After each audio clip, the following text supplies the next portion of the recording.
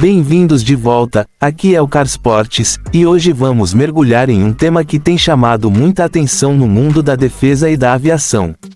Vamos analisar de perto o papel dos aviões de treinamento e ataque leve em 2026, com foco especial na frota do Brasil, no desempenho dos seus mísseis e, claro, nos preços reais desses sistemas. Se você já se perguntou como os países equilibram custo, desempenho e praticidade quando se trata de aviação militar, fica até o final porque esse vídeo vai estar recheado de detalhes. Quando as pessoas pensam em poder aéreo moderno, geralmente lembram dos caças mais avançados, como os de quinta geração, ou até bombardeiros estratégicos. Mas a realidade é que nem toda missão exige um F-35 ou um Rafale. Na prática, uma grande parte das tarefas de combate e de treinamento é realizada por aeronaves menores, mais leves e muito mais econômicas, que entram na categoria de treinamento avançado e ataque leve. Esses aviões podem não receber tanto destaque, mas muitas vezes são a espinha dorsal das forças aéreas que precisam de flexibilidade e custos controlados. E o Brasil é um caso perfeito para se analisar em 2026. O Brasil há muito tempo investe em uma mistura de aeronaves de alto desempenho e sistemas de apoio mais acessíveis. O Embraer MB-314 Super Tucano é provavelmente o exemplo mais famoso de um avião de ataque leve e treinador avançado que o Brasil não apenas desenvolveu, mas também exportou para o mundo todo. Avançando até 2026, vemos que o Brasil manteve essa filosofia, equilibrando sua força aérea entre caças de ponta e aeronaves de treinamento, ataque leve, ao mesmo tempo em que modernizou bastante seu arsenal de mísseis. Vamos começar entendendo o papel desses aviões. Os treinadores de ataque leve têm duas funções principais. A primeira é preparar novos pilotos para a transição para caças mais avançados. Em vez de saltar diretamente da escola básica de voo para um caça supersônico, o piloto passa antes por essas aeronaves intermediárias, onde aprende manobras de combate, lançamentos de armas e operações táticas. A segunda função é o combate em si. Muitos desses aviões podem ser usados em missões reais de ataque leve ou contra a insurgência. Eles não carregam a mesma quantidade de armamento que um caça pesado, mas conseguem lançar bombas guiadas, foguetes e até mísseis sofisticados em ambientes de menor ameaça. Para o Brasil, essa combinação é essencial. O país tem fronteiras enormes, áreas de selva e cenários onde missões de patrulha e contra-insurgência são muito mais comuns do que guerras de alta intensidade. Usar sempre um caça caro como o Gripen para essas tarefas seria um desperdício tanto operacional quanto financeiro. É aí que entra a frota de ataque leve e treinamento, aviões que podem patrulhar, atacar alvos menos protegidos e ainda servir como escola avançada para os pilotos da Força Aérea. O MB-314 Super Tucano continua sendo o exemplo central nessa categoria. Em 2026, ele já passou por vários programas de atualização, com melhorias em aviônicos, telas do cockpit e integração de armas modernas.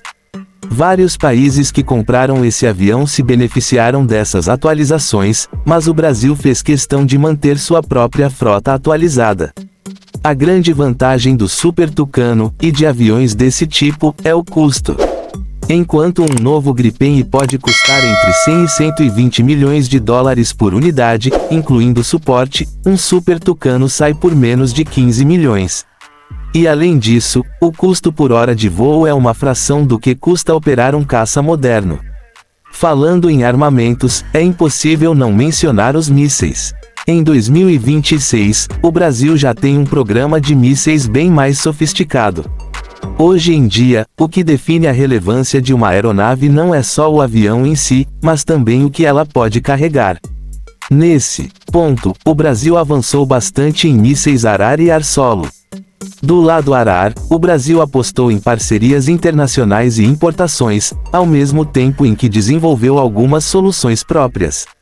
O Adarter, desenvolvido em conjunto com a África do Sul, se consolidou como um míssil confiável de curto alcance em 2026. Ele é compacto o suficiente para ser usado não só nos caças Gripen, mas também em plataformas como o Super Tucano em algumas missões. Com guiagem infravermelha, alto ângulo de visada e manobrabilidade avançada, ele rivaliza com modelos de ponta como o M9 e o Iris-T. Já nas missões ar solo, o Brasil vem investindo em bombas guiadas e mísseis mais leves para aumentar a capacidade até mesmo dos aviões menores.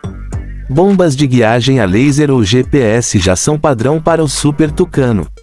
Mas além disso, surgiram opções mais compactas, semelhantes ao Hellfire ou ao Brimstone, projetadas especialmente para aviões leves.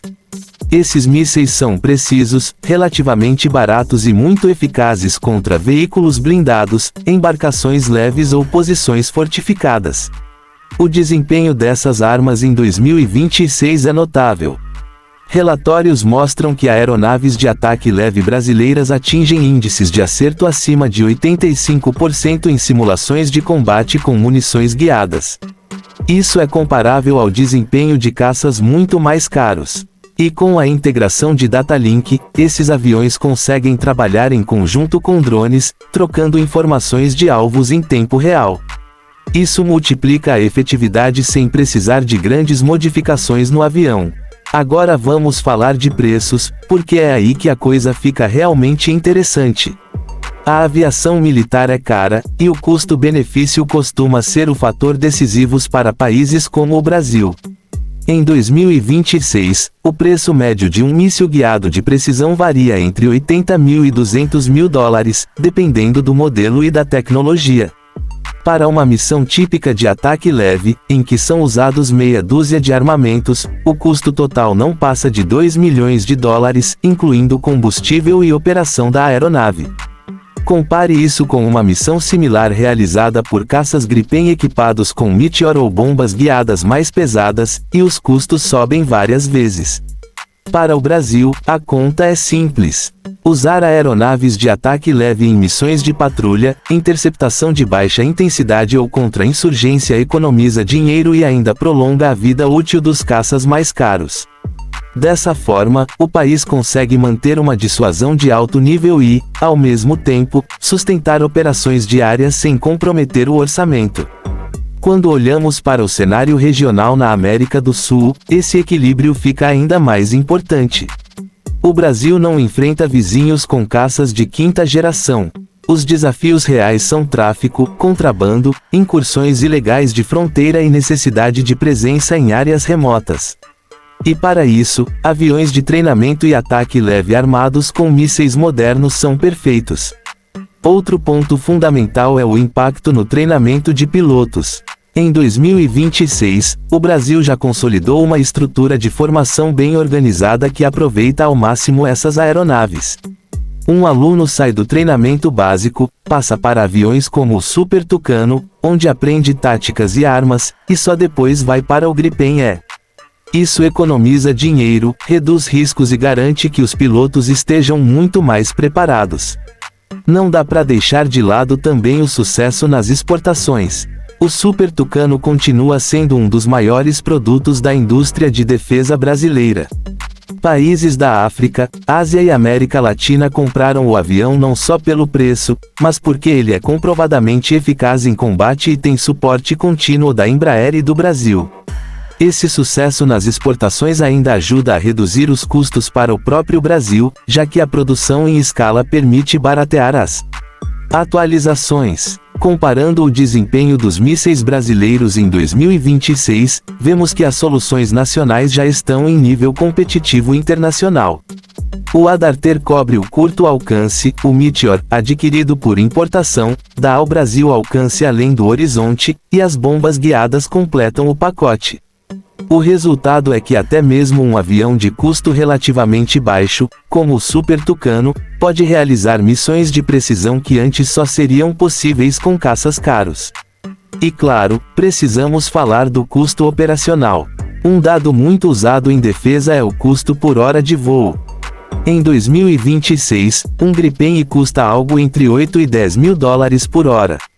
Já o Super Tucano custa menos de 1.500 dólares por hora. Multiplique essa diferença por centenas de missões ao longo do ano e a economia se torna gigantesca.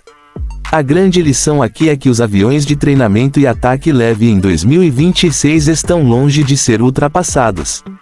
Pelo contrário, eles estão cada vez mais importantes para forças aéreas modernas, principalmente em países como o Brasil, que precisam enfrentar desafios variados sem ter orçamento ilimitado. A soma de aeronaves acessíveis, mísseis cada vez mais modernos e um sistema de formação eficiente cria uma força equilibrada, sustentável e eficaz.